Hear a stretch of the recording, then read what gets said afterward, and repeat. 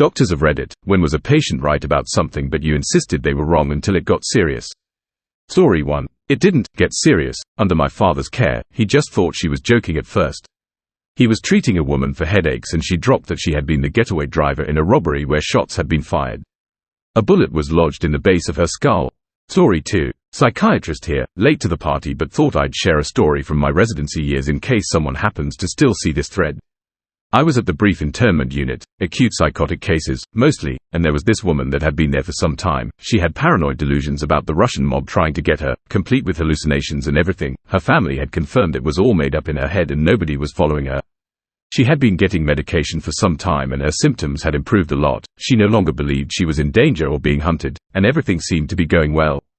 As the procedure usually goes, the staff contacted her family so she could start going out for the weekends with them before being fully discharged. The first weekend away from the hospital she got kidnapped by the Russian mob and taken somewhere else for forced prostitution to repay a debt she apparently had but nobody in her family knew about. Adding the other comments here so everyone can see them. Happy ending though, she was found and gotten to safety quite quickly because we had already spoken to the police about her delusions, just in case, and they were quick to act when she disappeared. And yes, people got locked up and other women were found. It was, all in all, a happy, satisfying ending. Story 3. I had a patient in his mid-30s establishing care with me for difficulty reading. He actually came in with his mother and was very shy, which I thought was very strange.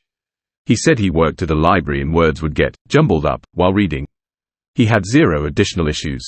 I actually did a very thorough neurological exam and found zero problems. I asked him to read a magazine out loud at different speeds and he did it perfectly. I said everything looked fine and wanted to order some labs.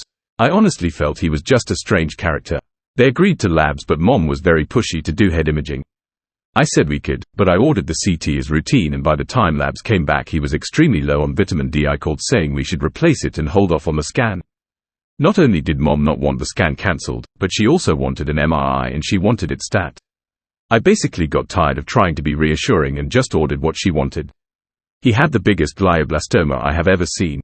Go, Mom. Story 4. A COVID story, unfortunately, about my opinion as a general practitioner up against an internal medicine specialist.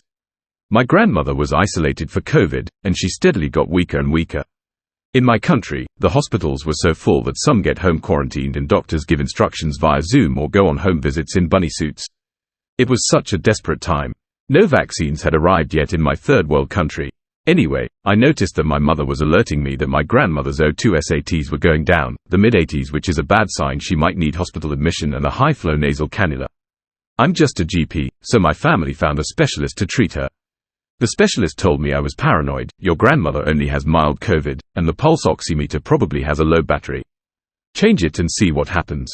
She'll be fine. I pleaded with my family this wasn't the case. I said she was getting worse, and she could die if we ignored her symptoms. No one listened. I was deployed as a COVID swabber at this time, and I couldn't go home because I was exposed every day. But the patients I saw near death, my grandmother was starting to look like them too. So somehow, someone goes there to change the batteries. But the specialist also sends one of her colleagues for a home visit a day later. The visit reveals my grandmother had severe pneumonia, based on auscultation alone. Decreased breath sounds instead of just crackles. We found her a hospital bed in another city, 40 kilometers away from where I worked a few days later. Where we were in the capital, the beds had run out. My grandmother died 10 days later in some rural hospital away from family, just because some specialist told us she looked okay over Zoom. We can't file a case. The specialist is my cousin. Story 5. Without going into specifics, a patient was brought into our for like the 6th time in 6 months with the same thing.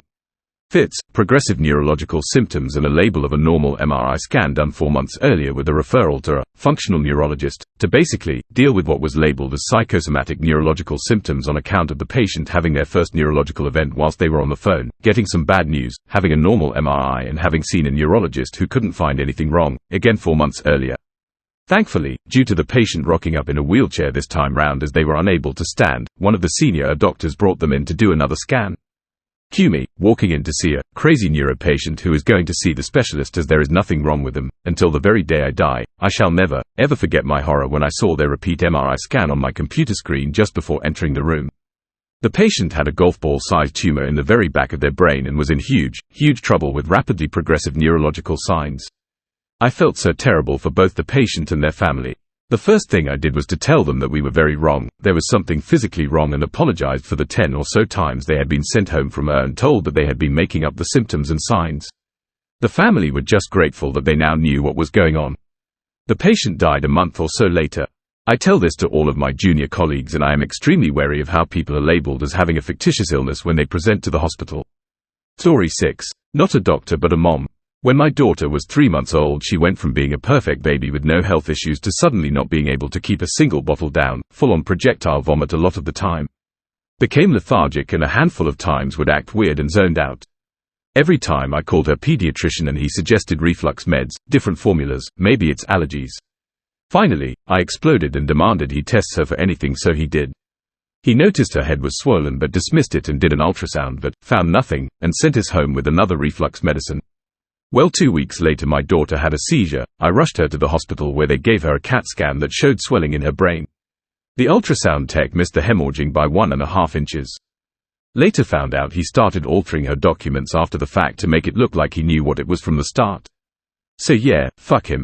Story 7. Obligatory, not a doctor but worked as a developer for a medical alarm company. Think, help, I've fallen and I can't get up, and had a woman call my extension by accident complaining there was somebody calling through her device and threatening her. Notes on her account said she was schizophrenic and had this issue multiple times. She told me that she knows she hears things, but I'd put her mind at ease if I could find out in any way, so I pull up the logs on cellular usage and see hundreds of calls and text messages of gruesome crimes and murders. Luckily the device had no way of showing them. Turns out the number for her device was part of what's known as the cartel scam, where people pretend they are members of a cartel and will murder you if you don't pay. They send pictures of cartel murders to intimidate you. I got her a new number and had a word with the people who kept dismissing her. Story 8. My parents met when they were both teachings in a small rural town. The local doctor was notorious for diagnosing everyone with appendicitis. Headache. Must be appendicitis. Broke your toe. Appendicitis. Got a mystery rash. Have you considered getting your appendix out? One day the sports teacher went to see the doctor for abdominal pain. The doctor diagnosed him with indigestion and told him to go home and rest. The pain kept getting worse and worse until eventually, the teacher decided to drive an hour to the nearest hospital. Turned out his appendix had burst and the doctor completely missed his time to shine. Story 9. Early in my GP career, a young girl came in with a skin lesion on her forearm. I did a close examination and did not find any significant concerning features, promptly told her it looks benign. She then told me to look again and that it had changed in color. I took that as a warning sign and did a punch biopsy. I now have a very low threshold to offer patients a biopsy of a lesion if it even has any remote possibility of being something nasty. Story 10. Radiologist here, and I only have one somewhat matching moment since my field is fairly objective. When I did a rotation in pediatric radiology, we had this father coming in with his kid. The kid was about 5, wouldn't eat properly and throw up a lot, and was very slim. I read their file and it stated that they were in and out of the hospital a lot for the same issue over the last half year or so, but no cause was ever found. It even said the father suspected his kid might have ingested something, but since the symptoms were so unspecific, this lead was never followed. So this time it seems they must have reinforced this suspicion pretty heavily, as they came to me for a functional fluoroscopy. The first picture revealed a button battery stuck in the kid's esophagus. The father was so relieved that finally something was found, his eyes teared up. I read on the file that the battery was removed endoscopically the same day and that there was significant inflammation of the esophagus due to leaking battery acid. Crazy to think that this dad suspected something along this line and it still took half a year to finally be looked into properly.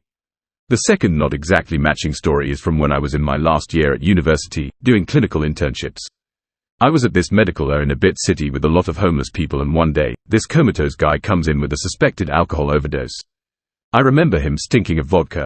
Each time when I tried to establish a peripheral vein cannula, he pulled his arms back and groaned, which resulted in me missing the shot. The fifth or sixth time trying to establish the cannula, now in one of his feet, he still pulls his legs back and I start to feel really angry. I thought, this alcoholic ass won't let me do my job properly, only to block an room for people who are really sick, just so he can sleep out his overdose. With the help of a few other guys, we finally got a cannula and drew some blood as well. 30 minutes later, the lab results come back and he had basically no alcohol in his blood whatsoever. So we did a brain CT scan and it turns out he had a cerebral hemorrhage. This instance taught me a lot about how easy it is to misjudge people and to treat all my patients equally, even in my thoughts. Story 11. Recently patient with 70+ min downtime from cardiac arrest with all the signs of a big anoxic brain injury.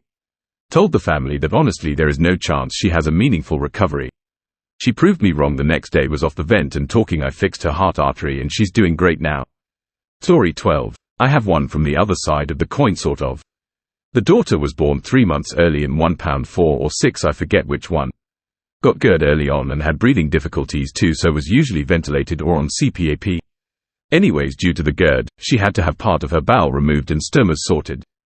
9 months in, she was tolerating enough oral food. It was decided that her bowels could be reattached. They came to move her to the operating theatre, taking off the wall oxygen to a handheld canister we had for being able to take her out and about. My wife followed the instructions we were given to turn the valve off once no longer using it.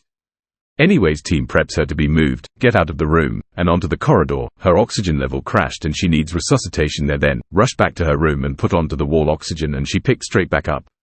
I tried to explain that it was possible that the canister they used wasn't switched on, which was met with, "They're always on, it's the excitement of the move out of the room why she's crashing." Anyways, she's recovered her levels and heart rate to sound. They go for the move again, same oxygen canister, the lot. Exact same result, but more difficult to bring back when she crashed again this time.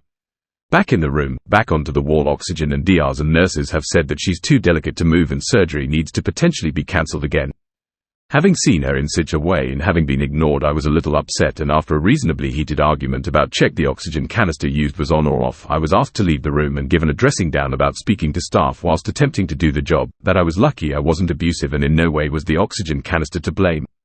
Sure as shit, when they went to move her again, I pleaded for the sake of my sanity, could they just check the valve on the canister was not switched off. It was off. You can share your own story in the comments below.